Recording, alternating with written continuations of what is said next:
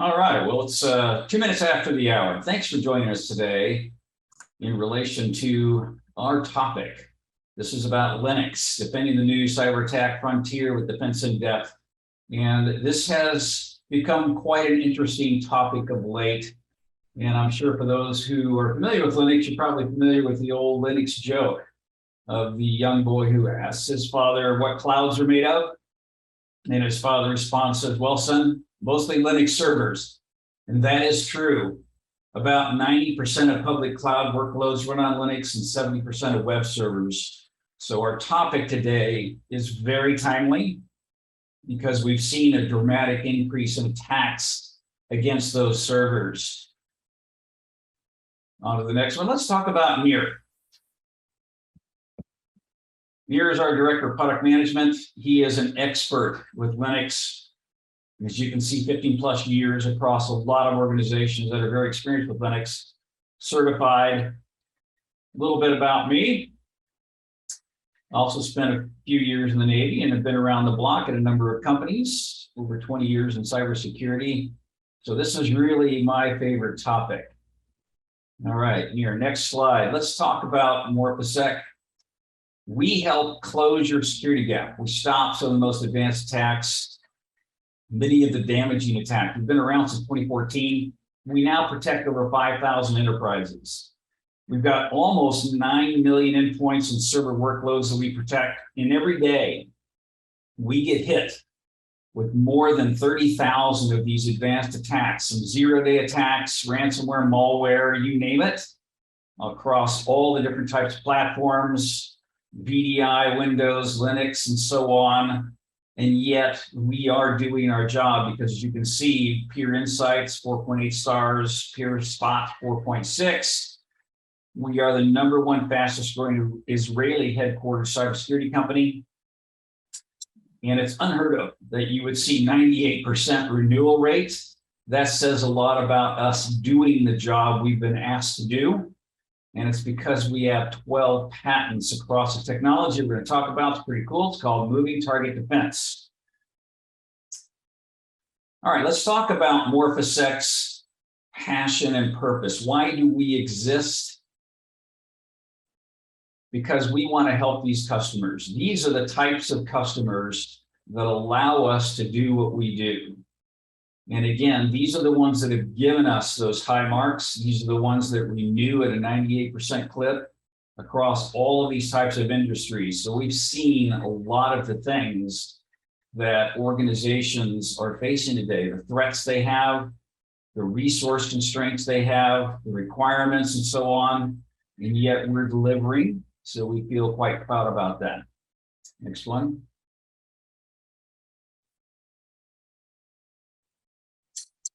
Nir, tell us about how we are seeing a redefinition, if you will, a change in the rules of the game.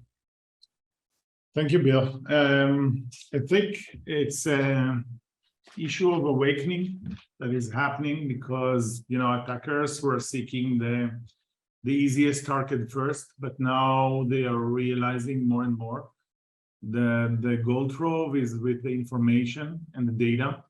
And so this is where their advantage and manpower, brain power is put into place.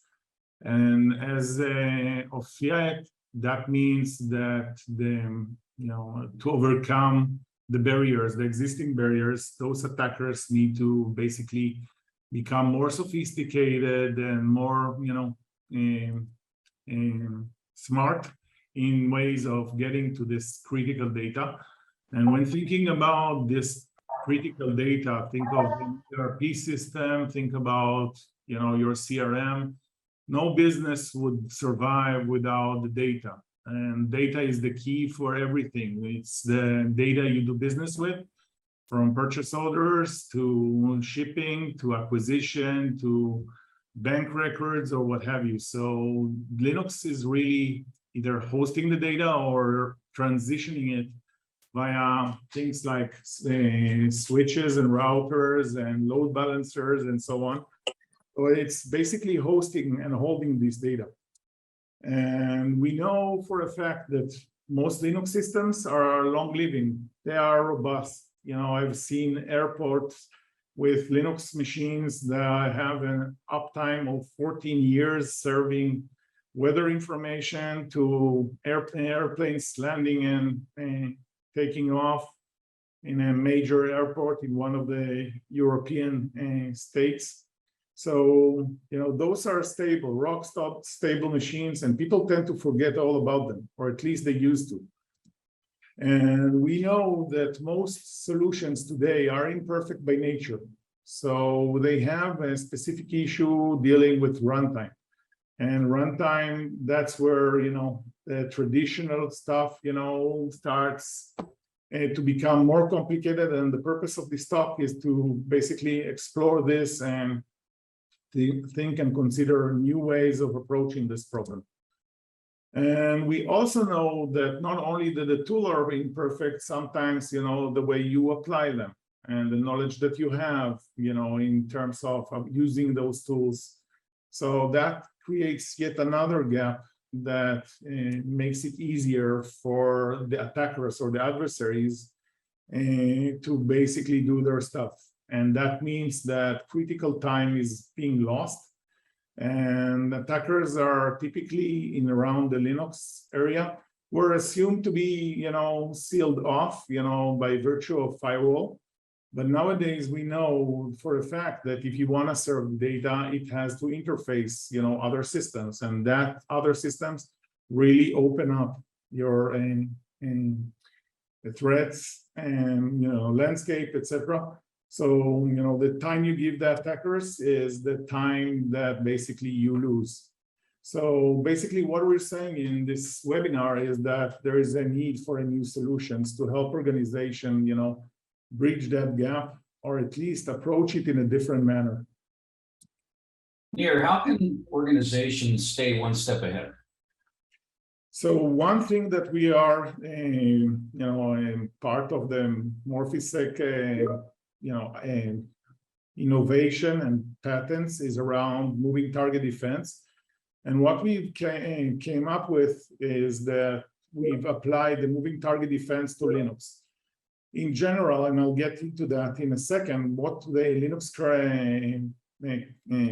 keep, the Linux Protector product, what it does is basically scrambles the API of Linux and only tells that to trusted applications. And that means that any attacker that doesn't know where things are, basically is left out without clue. And that is really how you stop, supply chain attack, data thefts, all sorts of malicious things that you don't really want running in your environment and are causing you either to, direct financial penalties like crypto miners, or they could really damage your business by, ransomware, extortion, and all sorts of data implications, negative ones. And basically what we're saying right now in this talk is that this exact solution has been, recently tested out by independent party.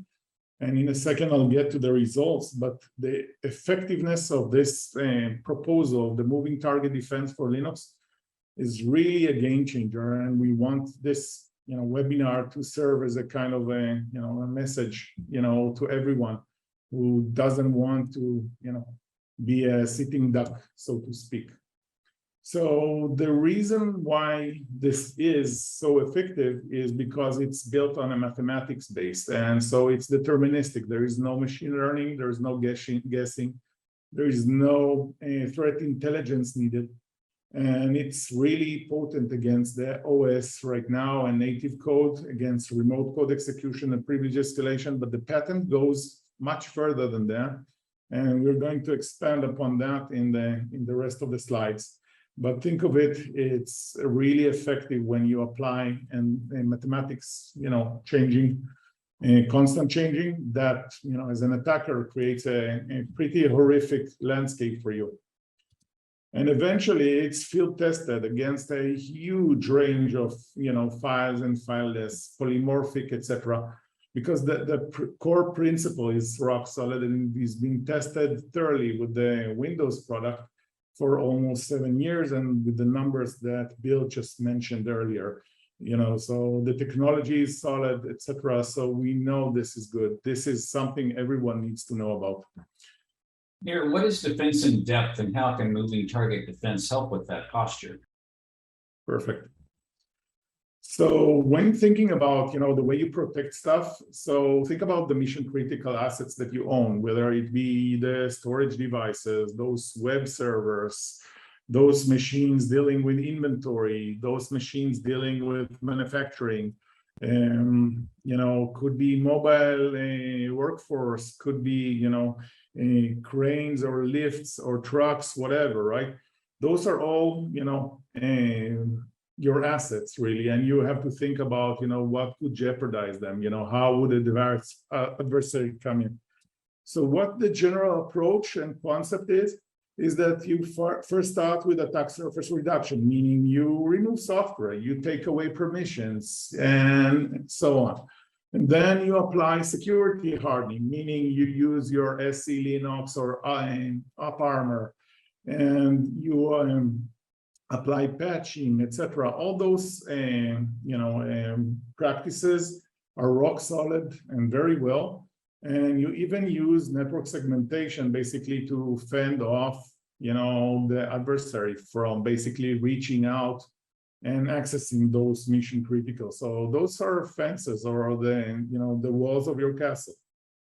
And when thinking about defense in depth, you generally tend to apply some form of an endpoint protection platform, maybe like a next-gen AV or an EDR solution that technically tend to basically be around things that are previously known. Those are the signatures that you have to basically regular keep an update, etc.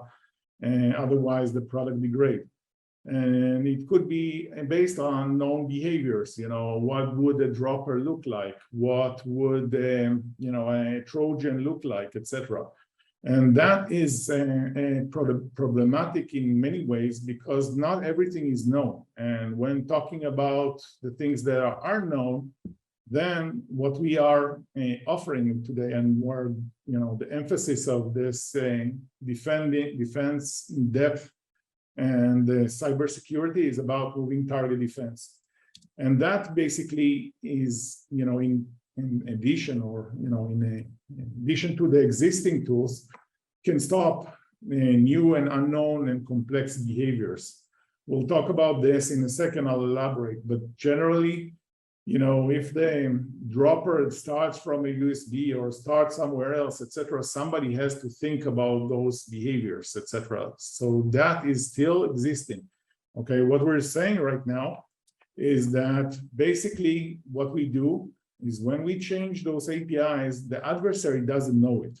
And when he doesn't know about it, it makes it a lot harder for them to run and exploit things that he can't access. Say you were to want to call and open or read or whatever, and those functions will not be there. So it will become very problematic for you to basically open and read the database credentials stored in a file, so to speak.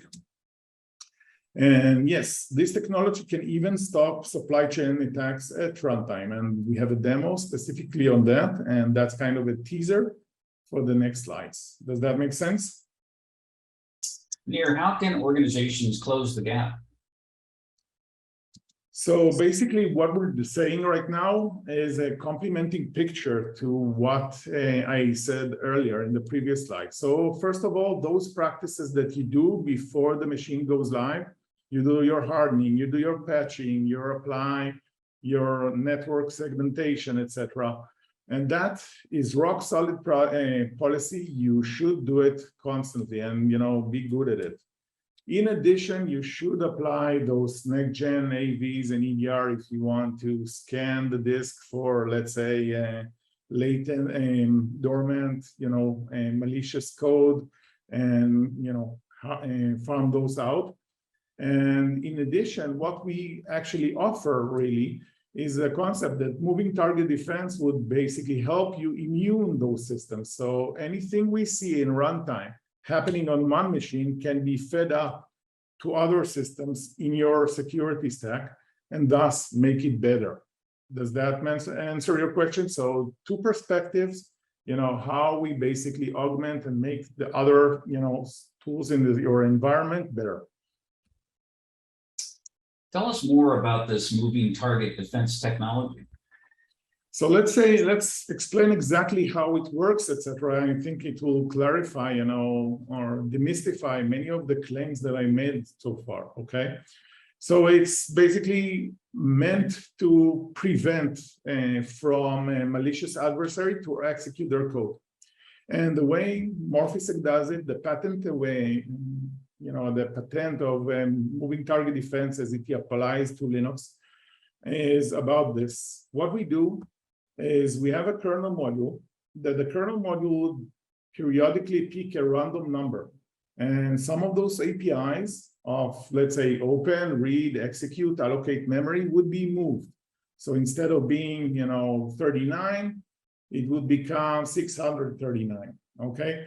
And what we do is that we basically examine applications in memory, and we look at the process, we look at the parent process, we look at the file system, we look at the package, we look at the executable, we look at so many things to basically determine if the executable looks legit, if it's something that the administrator has installed and is not running something fishy. In a second, I'll get to that in more detail. And what we do is if it passes and it is, the chain of trust or the things that we basically check against, what we do is we stop the process, we change the code of the application in memory. Say Java as an example, we look at the code section, we look at the places that, they call 39 as a syscall, and we change it to become 639, and we let it run. What we do basically is we sit in the kernel, and that means that we're seeing everything. We see it in the syscall entry point. So we see all the syscalls coming. And that means that if an attacker comes in and we change the API to read, to open, to get random, to allocate memory, to execute something, and he calls 59, he actually lands on our trap. And that is a really, really smart thing to do because it's very, very efficient. And nothing can slip by in that regard. And only trusted code gets to run, because what we do is very simple. We look at the random number, the seed, let's say the 600, and if the call has this seed number, we basically subtract it. So think of a security product that works with 2 CPU operations. That's really, really smart in that regards. And we're the only solution to that effect that, let us assume, for instance, Java or your Apache or what have you would have a buffer overflow, a kind of a bug, and an attacker would be able to implant an exploit. We would be the only solution nowadays that is capable of distinguishing between the legitimate code that was patched with the 600 being changed into memory and the numbers being implanted, the random number, versus the implant, the malicious implant that didn't get that. And that means that the attacker doesn't know about this randomness, and he doesn't know that it changes. So attacking this machine now and later, 2 different numbers. Attacking this machine and the machine next to it, 2 different numbers. There is no dependency on the environment, backend servers, etc. And it's purely about picking a random number, checking an operation like greater than, so to speak, and then subtract and let it run.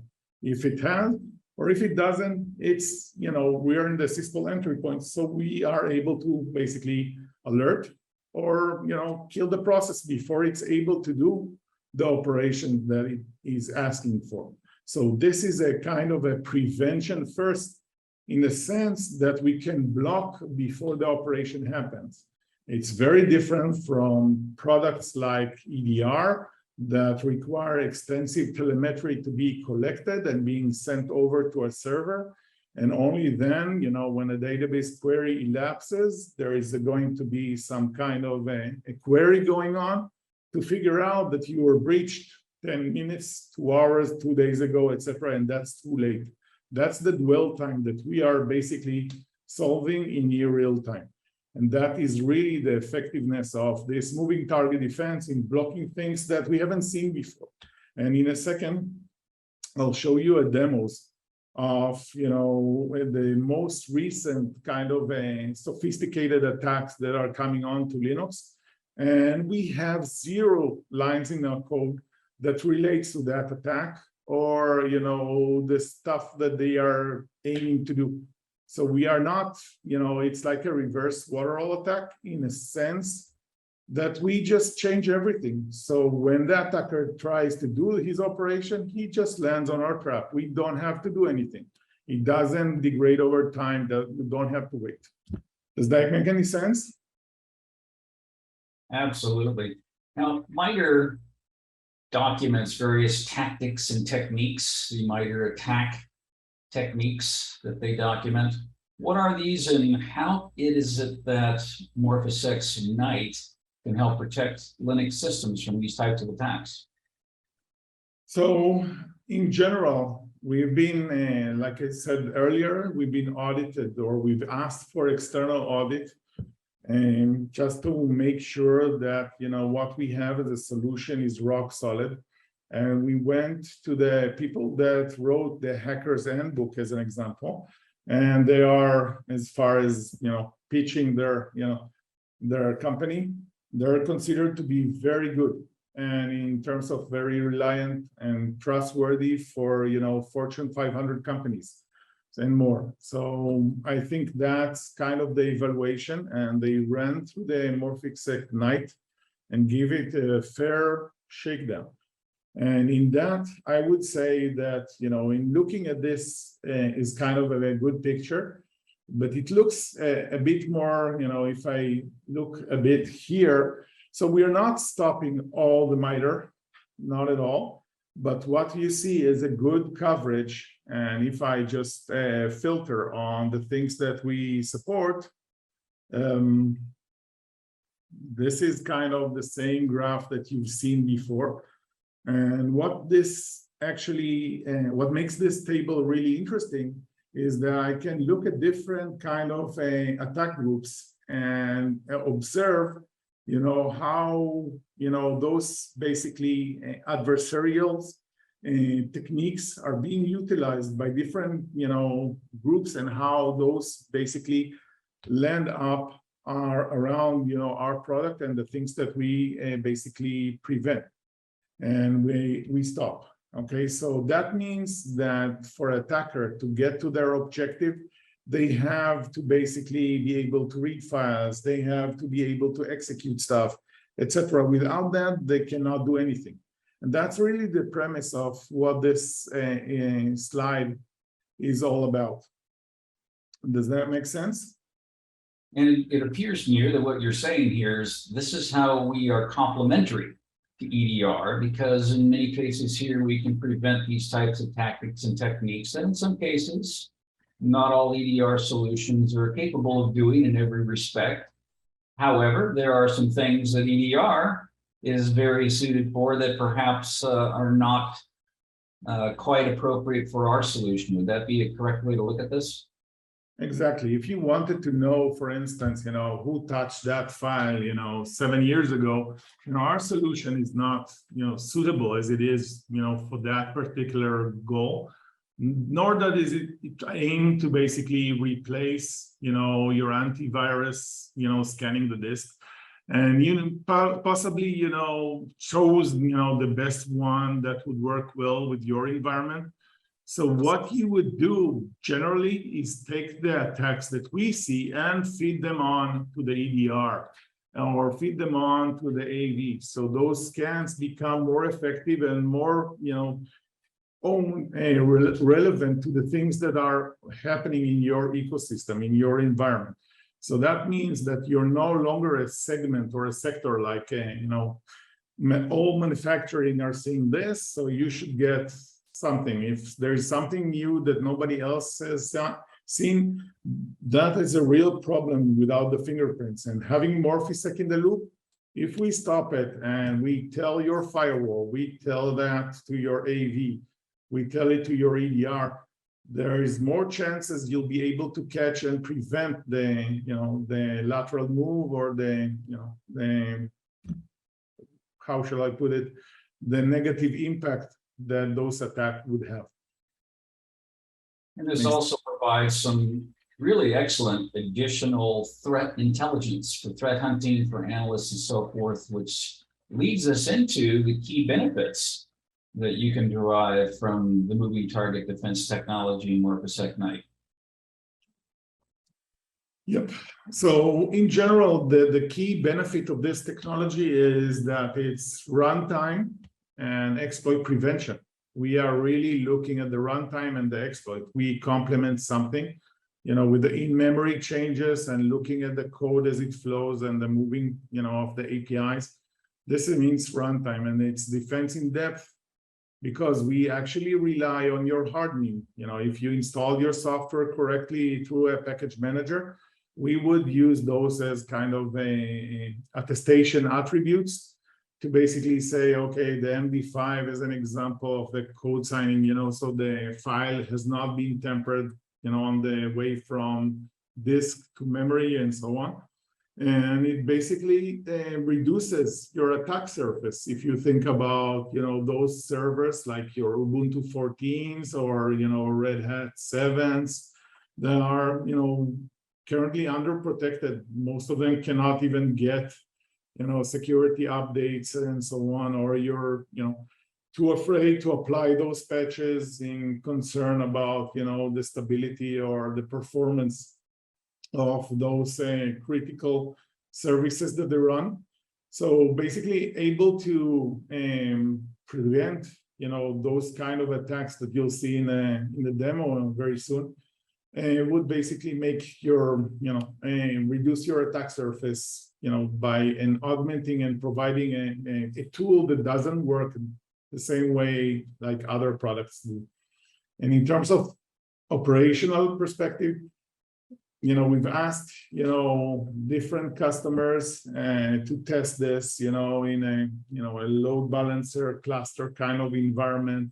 And they put it, on half and half, before and after, etc. They couldn't, tell in terms of runtime, any implications around, how, throughput, etc. When thinking about or comparing that to my past history in terms of EDR and how much processing is going on in triaging the data, curating it in order to basically traverse it and send it over to the backend systems. Here, it's 2 CPU operation. It's like nothing. And it doesn't require any signature updates or what have you. It's a set and forget, even made for embedded system if you want. You can tailor that and say exactly what's permitted and lock down everything else. And right now, the version that we have is supporting bare metal and VMs, but very soon we'll be also supporting containerized workloads in a different manner. So I'll get to that in a few minutes. Any questions on this? Let's talk about a $1 billion seaport logistics company that is using MorphoSec Night for Linux to prevent some very serious consequences. So what they're actually looking, this is a kind of a SCADA OT network where, they are intending to use with autonomous cranes, trucks, lifts, and all sorts of kind of automation that is mission critical, and it's, a life and death kind of can't crash. It has to be rock solid, when, a slight, delay or breakdown, can have, a significant penalty for them. And what they liked most about this is that you can take away all the backend systems and the system doesn't, and the protector doesn't degrade because it would keep on, changing those random numbers, etc. So you can put it in a, in an air gap, disconnected for as long as you want, and it doesn't degrade. It doesn't, require, additional resources. It is what it is, and it works great every time. And for them, this is really a critical function that comes with a, as a kind of a bettering the entire ecosystem. Does that make sense? Absolutely. And also a mega billion-dollar financial services company relies upon Morphoset Ignite for Linux to prevent some of the most advanced types of attacks. Tell us a bit about that. So I would just tell a tiny story about this specific use case where, they had servers built in, the early 2000s and so on. For many years now, they were, the team owning and maintaining it, they've inherited, over the years, one from another. And this, this is a multi-million-dollar business, right? And so they were pretty astonished to see that, for instance, stuff like installation of software packages were not done, through a package manager, etc. So initially they, they were, oh, so many alerts, what's happening? But once they really figured out, the trust model for the protector in the way basically it dissects and, judges, so to speak, a process before allowing it basically, or giving it the anti-morphing or the anti-randomization kind of a secret, that means that you get a rock solid protection against anything that is not trusted. So anything external gets blocked right away. This is really a terrific business in terms of giving them the assurance that the business would work, and the things that they rely on would keep on working, and everything else would get blocked. And that provides kind of an immutable runtime for them against malicious, as a financial institution. You can imagine, how many attacks they're being, given every day, every hour, etc. So this technology can really help them. Given the cost of a breach, brand damage, lawsuits, you can see why this would be critical technology. For those that want to dive perhaps a bit deeper, let's talk about a real world attack scenario. Walk us through that. Sure. So we picked for this webinar just to keep the audience, curious and interested. We'll start with the initial access of the Log4 shell. The Log4 shell is an exploit that started or was discovered in December of 2021. And it's basically allowing a remote code execution against a vulnerable server. And even though patches exist, the patches weren't perfect, etc. And even to today, as of this minute, people really don't know how many vulnerable machines they have in their ecosystem. And that's really terrifying if you think about, you go into a gas station, you go into a pharmacy, there are all sorts of banners, cashiers, all sorts of devices nowadays, your smart, electricity and everything, that you don't know who's running what. And some of it is baked into the firmware and they don't have any way of solving that. So, once an attacker would get an initial access, and it's not about the smart meter, or it's about the, the banner or the overhead sign. It's more about this as a kind of a vector into your critical assets. So once the attacker has that, they only need a single crack to get in and getting exploitation. And that means that even a fairly good protected machine that has this vulnerability, where permissions were revoked or taken away from the service, like the Apache Struts, Java as an example, then we would show the pawn kit that was, discovered or disclosed in January 22. That is, existing on most Linux major distributions by default.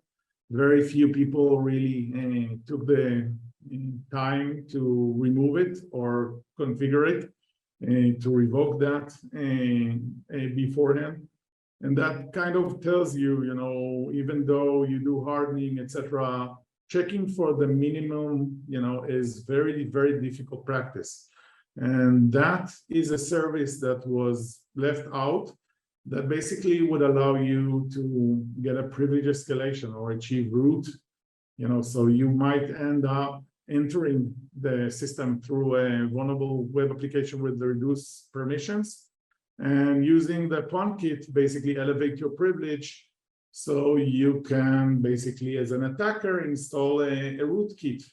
And nowadays, we're talking July 22, and we have a new, very stealthy variants of Symbiote.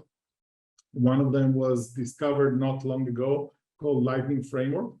That, those kind of variants keep on scrolling and coming, and those are extremely difficult to detect and prevent. So think about, what an attacker can do once he establishes the root permissions, and now, is using that to basically filter your data, or, establish additional backdoors into your environment and so on. It's pretty nasty one. So we have something to show about this as well. And yeah, you wanted to say something, Bill? Well, we've all heard about supply chain backdoors and exploits, haven't we? Take us through this. Perfect. So generally, when people think about supply chain, and that's kind of, I've been to RSA and InfoSec in Europe, etc., and everyone talks about supply chain. And what they do is they tell you have to basically keep a lock and chain around your repositories and the software you take, and how do you trust them, and how do you certify that nobody else, a malicious outsider kind of installs that backdoor into your software stack, or even once getting access to the machine, modifies those trusted applications at runtime. And that's where the Symbiote comes into the picture. And so once you don't really know, those become, part of the attack surface once those software, manifests itself into the production, whether into the compute on the server itself or in the services that it runs. Think about Apache or Log4j. And a recent example, or a very well-known, not so recent, but a well-known example like this is the PyPy, when a Python module that a malicious outsider implanted malicious code inside that basically what it did is allow the compromised asset basically to do a remote code execution, or basically trigger or provoke some kind of a backdoor. And sometimes this would come in with a weaponized exploit by itself, like the Symbiote or the pawn kit, etc., to basically allow them control over the system. But be as it may, it could be coming even from the software itself. Who would say, that some kind of an operation, a legitimate operation, would not trigger, the code, the malicious code itself, to call home to a CNC server and basically bring on additional exploits. And that is what the kind of the Lighthouse and Symbiote kind of variants are currently being perceived as doing, and basically replacing when implanting their, stuff and, hiding their footprint. So it's harder for the defense teams to basically protect and detect it. And what they're doing is very, very smart. In a way, they hide stuff. To that, I'll get in a demo. So how does the Morpheus Ignite change the picture into that? So we basically are, in ecosystem, in partnership with those. If you have like a CI/CD, and you would want us to basically use our trust and latch into the code signing of your testing environment, just to make sure nobody tampered with the code that you built, that's perfectly possible. And once you install the Morphisec protector, you basically make it harder for the adversary, as you're going to see, to run that exploit. So as a log4j, as you'll see in a second, it will become very difficult for you to basically call and make sure that the payload would call home and download the additional exploit, because that code would not run or would get blocked because it doesn't know the API. The second thing that you'll see is that, even when the C2C is provoked somehow by the internal trigger that we don't know or we don't understand what it does, but when it retrieves back that exploit, or it tries to basically replace a legitimate software with a modified version, then it would get trapped. Okay, so that is a pretty strong, capability to have in the product. Any questions around this? We actually do have some questions coming up, Nir. Thank you so much for this very enlightening information. And some of the questions that we're seeing pop up here, we actually do have one. Someone is asking me whether or not this neon sign in the background right here is real. The answer is yes, of course. Absolutely. Well, we do have another question. Someone's asking Nir as to whether or not our software will detect Pegasus. I don't know by heart, but we can definitely check. So please forgive me for not knowing exactly what Pegasus is. If my memory serves me right, it's one variant of the NSO product, and I'm not sure how this product would work exactly. So I wouldn't want to say it without knowing. I'm guessing if it needs to execute code and the code is not trusted, possibly would catch it. Thank you. We'll make sure that we ensure that we get answers on all of these. But again, we are still going through finalization of many of the tests that we talked about earlier. And so far, everything that's been thrown at us, we've been able to stop. So we feel quite confident that the things that were designed to stop, we will stop. Let's move on to some other questions in our Q&A.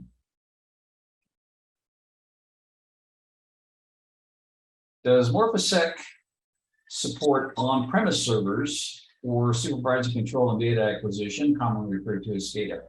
And if not, what kind of data does Morphisec collect? So generally, the Linux protector and the Windows protector can be deployed with an on-prem security center. So it's like your dashboard. And that means that you basically own the data. Okay, we are not an EDR company in that regards. And the only thing of interest, in our SaaS solution, that means that we basically pay for, the hardware and the air conditioning and all that kind of responsibility. So we have also a SaaS-based solution, and in that regards, the data that is sent over from the protector is mostly around health data for the protector, saying, is it protecting, is it not, etc. And attack logs that we're seeing, so we can basically improve the product as we go along and fix any issues that might come up. Does that make any sense? But data privacy and on-prem, definitely yes. That's a key differentiator for us. Thank you. Is it possible to download Morphisec Night and test this in my lab? So generally, we are an enterprise solution. So generally, you have to reach out to our sales team and they would basically tell you how to proceed. Thank you. Why does the product require a kernel module and does not work in user land like most other security solutions? Oh, this is an excellent question. So thinking about Linux, low level, there is the different ways of doing things. One of them is using dynamically linked libraries, and that's where your libc comes into the picture, etc. And in that regards, the kernel basically provides us, first of all, the entry point to see everything. In userland, it's harder to basically prove that you're seeing everything. And in that regard, one thing that you are likely to miss is those statically compiled stuff that do not go through the system libraries and the traditional hooking and places. So being able to reside in the kernel provides us both the guarantee and the visibility into everything, so nothing can slip by. Having said that, going and looking into the near future, we are developing a way to do this, or a similar kind of way, without the kernel module. So you would be able to do that in user space. And one way of thinking about this, think about Python as an example, as a kind of an interpreted language. We can basically morph or change the function table of this interpreter. And that can happen even in a Kubernetes or Dockerized environment with no kernel module whatsoever. And that means, you could basically have an agent with a plug and play architecture that you will pick, what kind of a protection modules you want to have, and the modules you will not have. This is kind of in looking ahead into the future. Generally speaking, the kernel module right now is not GPL, but longer term as a vision, we do want to make this kind of a technology, either a GPL or something of that nature. But this is me speaking ahead of time in terms of what we generally, our line of thinking is right now, in making sure this technology becomes very similar to AES, where the code and everything, the algorithms are publicly known, and without the key or the seed in our case, you really don't have a clue what to do. And I think that is a good analogy. So right now, the kernel module is really giving us the strength to stop and see everything. Longer term, we'll make this a plug and play kind of an option. Then I hope that answers that. Thank you. Last question, does Morpheus Ignite protect Docker or Kubernetes Linux-based workloads?